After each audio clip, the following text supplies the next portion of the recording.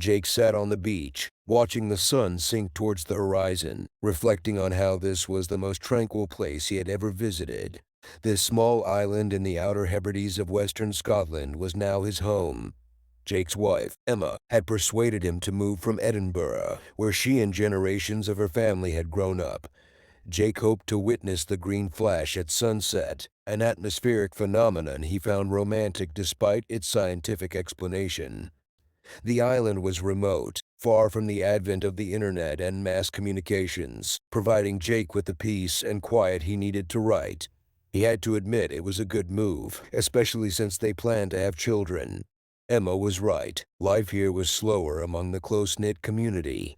She was thrilled to be back home and knew everyone on the island.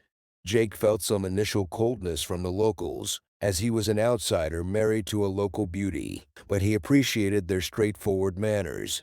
It was impressive how everyone cooperated, and he wondered if it was due to the self-sufficiency necessary for the small island community's survival. Jake had met Emma at university, where both studied English literature. Emma aimed to become a teacher, while Jake focused on writing. They developed a strong relationship and married shortly after graduation, choosing to live in Edinburgh for better job opportunities. Emma was a tall, athletic woman, but her height was average on the island, where many locals were large, some even huge. Jake wondered if there was Viking heritage in the West Coast Islands. Most of the natives had blonde hair with red highlights, and Emma was no exception.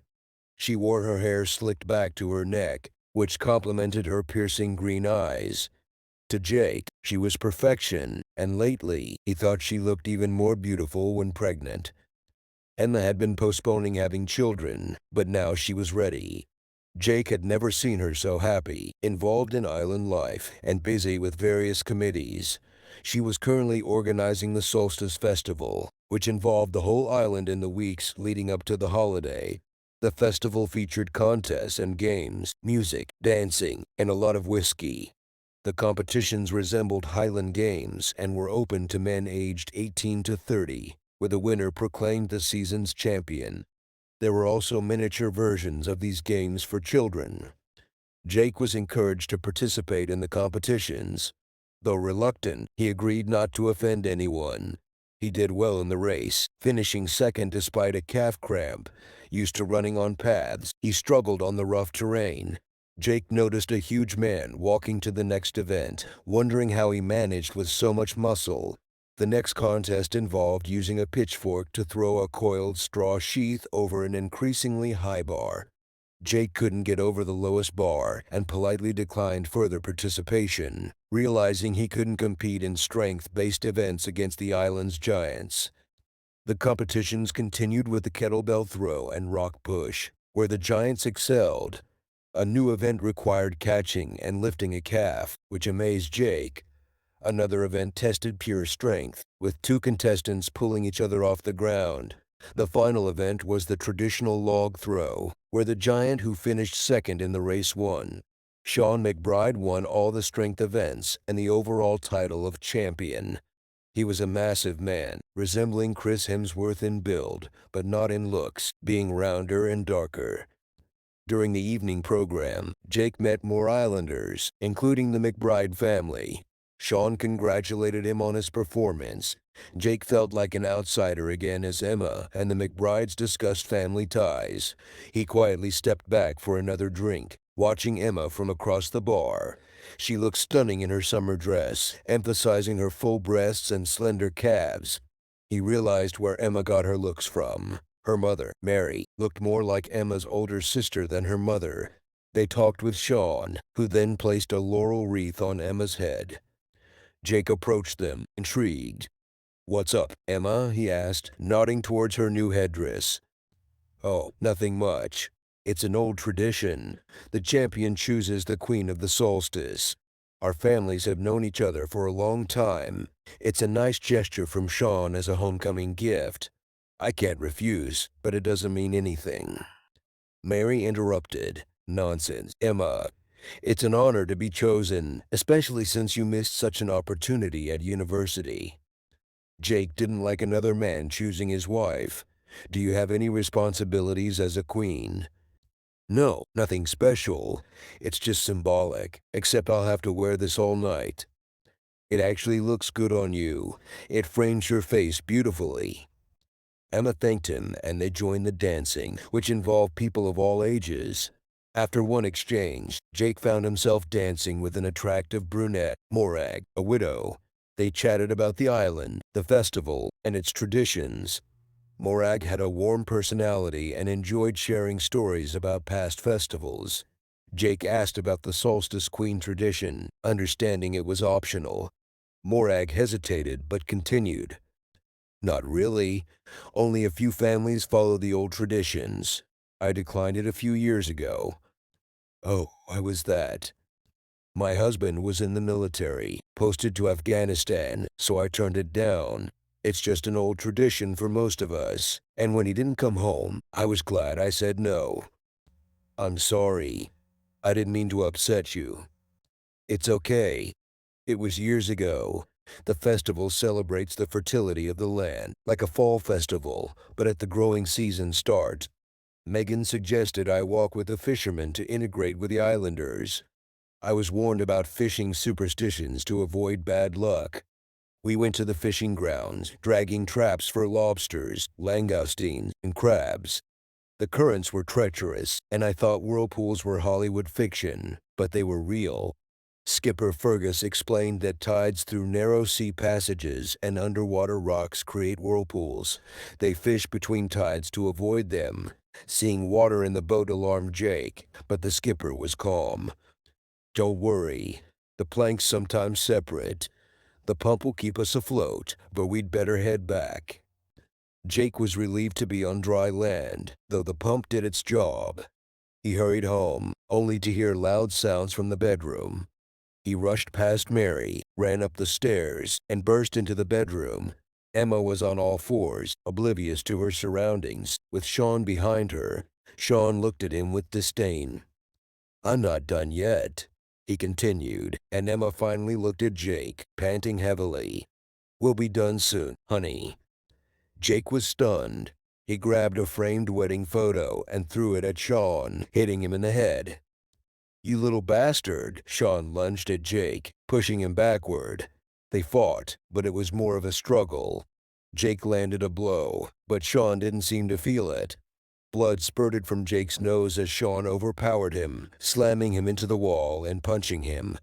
Lorraine screamed, "Don't hit him, Sean." The next blow hit Jake's jaw, and he passed out, vaguely aware of Lorraine trying to pull Sean away. He woke up in bed with Emma beside him, looking concerned. Jake wheezed. What was that? It was awful.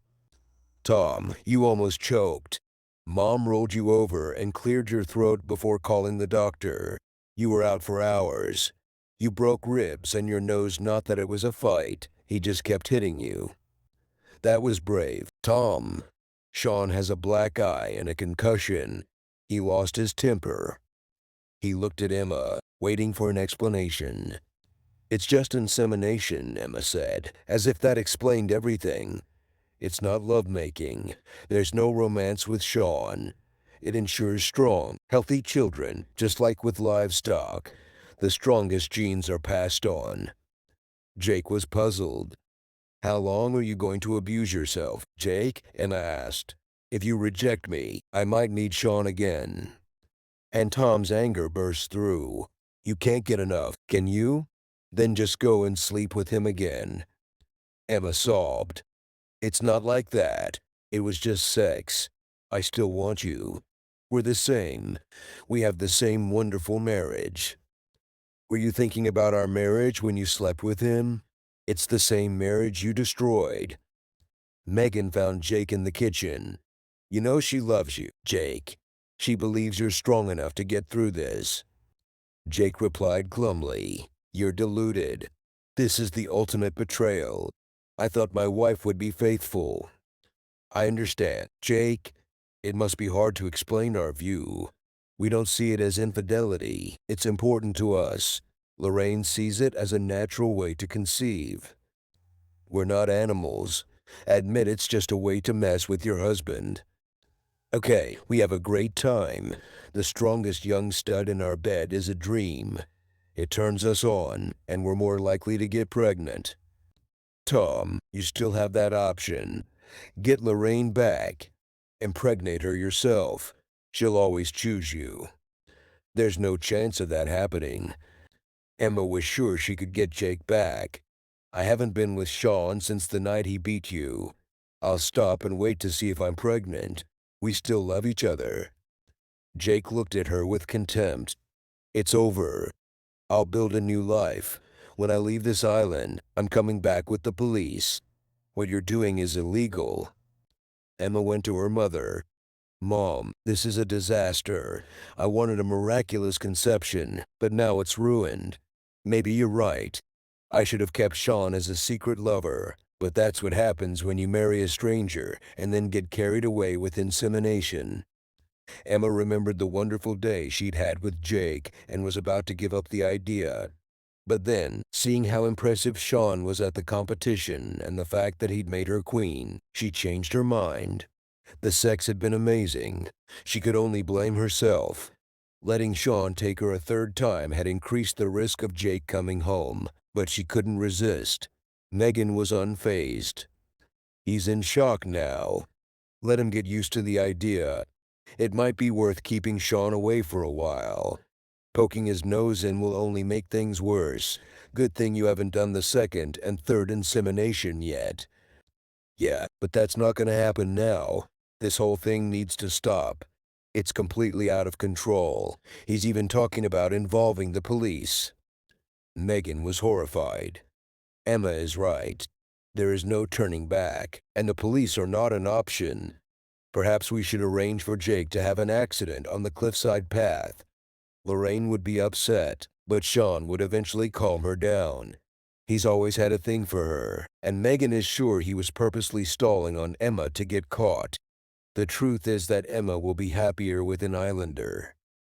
The next day, Jake wandered around the island and watched the fishermen again. He kept walking, trying to clear his head, but the beauty of the early evening light did little to improve his mood. Looping towards the village, he spotted Morag sitting on a bench overlooking the sea. She looked nervous, but as he approached, she seemed to make up her mind and stood up. Her nervous look was replaced by compassion. My God, Jake, look at your face. I can't believe he did that to you. How are you? It's best described by the word numb. I have no idea how I feel. It's like living in a nightmare that you know can't be true, and sooner or later, you wake up. Does everyone on the island know what's going on? No, only a few families carry on the tradition. Most believe it stopped years ago. Rumor has it that you and Sean had a falling out over him declaring Emma queen. Megan asked the fishermen not to take you back to give you time to bond with Emma. Well, yes, the weather has improved, and if I explain the truth to them, they might be willing to move me back to the mainland. I'm sorry, Jake, but it could be worse than you think. There's something I need to tell you. Morag leaned back against the bench. The inseminator for the last 2 years was a young man called Jonathan Stewart. He wasn't allowed to compete again, and he settled with his girlfriend anyway. Sean was always second, and everyone knew Sean would win this year. He and Emma have a history. Before she left for college, they dated. No wonder he picked her to be queen. Hell, she's been putting off having kids for the last couple of years. Sounds like it was all planned. That bitch. I told her it was over, and I'd go to the police as soon as I got off the island. They can't keep me captive here forever. Morag looked anxiously at Jake. Look, Jake, I wouldn't stay here too long. I don't know what Megan is capable of. She's a bigot, and that seems to have passed on to Emma. Sean and a few others will do whatever she suggests. The fact that you threatened the police might make them do something really stupid. Emma rushed to tell Jake the happy news she was pregnant. She wouldn't have to go to bed with Sean anymore. They could finally put everything behind them and get on with raising their children. Jake couldn't be found, and a small rowing skiff went missing. Someone mentioned that Jake had been watching the tides and fishing off the rocks. The fishermen went out to sea but found nothing. The chances of Jake reaching the mainland were slim to none. Emma was out of her mind. She had done this to him. She might as well have just killed him. Megan felt relieved that at least she didn't have to deal with the situation herself. 5 days had passed when a skiff was found on the north shore of the island, its overturned wreck. At this news, Emma's fragile state of mind was shaken, and she lashed out at her mother, inflicting considerable damage until she was dragged away. She was still screaming at her mother. "It's your fault. You killed him. You killed my wonderful husband." Her rage continued until a doctor administered a sedative. Emma's attack left Megan with deep scratches on her face, bruises, pulled hair, and a bleeding scalp. Emma aside, things on the island returned to normal. A week later, Morag left for her sister's island, glad of the chance to escape the powder keg atmosphere. Megan was sitting in the harbor trying to think of the best way to support Emma when she heard the faint sound of an engine. A Coast Guard cutter was approaching, entering the small harbor, and then she saw them, a group of police officers. As expected, the policemen found Jake at Morag's house. Emma couldn't believe that all this time he had been on the island when she thought he was dead. She tried to shout to him to tell him she was pregnant, but the police officers held her back as she sobbed hysterically and started pulling her hair. Possible charges were unclear, with Sean claiming the attack was in self-defense. "He attacked me first, and there are witnesses." Indeed, there are, and one of the witnesses claims that you continued to strike him after he lost consciousness. "No, it was all a blur. I'm sure it wasn't me." "And you're 20 centimeters taller and 36 kilograms heavier than him. In a boxing match or a fair fight, you definitely wouldn't have been put in the same weight class." Sean was arrested for grievous bodily harm. If he goes to jail, the sentence would be 3 to 16 years. Emma's testimony about violently assaulting an unconscious man suggested a significant sentence. Jake moved freely around the island, so there was no clear enough justification for false imprisonment or kidnapping. The locals simply stated that they were prevented from entering the harbor by bad weather. Megan realized they had nothing. The whole thing was pretty embarrassing, but they couldn't prove anything. Then the stories and rumors started coming out, and the fact that Megan had implicated others and lied to them caused a lot of hard feelings. She was distraught when she was offered the chance to leave the island for good. There was little choice. Life on the island without the support of those around her would prove impossible. After her departure, she was never heard from again. Emma also left the island to be evaluated in a psychiatric clinic. She died in childbirth, partly due to an inherited weakness possibly related to a limited gene pool and exacerbated by her unstable mental state. The baby, a robust girl weighing 3 kilograms 800 grams, survived. A DNA test revealed that the child's father is Jake. This means that Emma must have been pregnant before she was inseminated by Sean, since she and Jake had not been intimate since. The irony of the whole episode being meaningless summed up the futility of it all for Jake. Jake and his perfectly healthy daughter never returned to the island, but they were joined by their savior, Morag. A year later, Morag and Jake were quietly married, and a sister and brother were added to their growing family. They were vacationing in the Caribbean when Jake finally saw a green flash at sunset. Perhaps Jules Verne is right. It is a signal that everything in life has worked out in the most perfect way and has led to a happiness that is sure to be complete.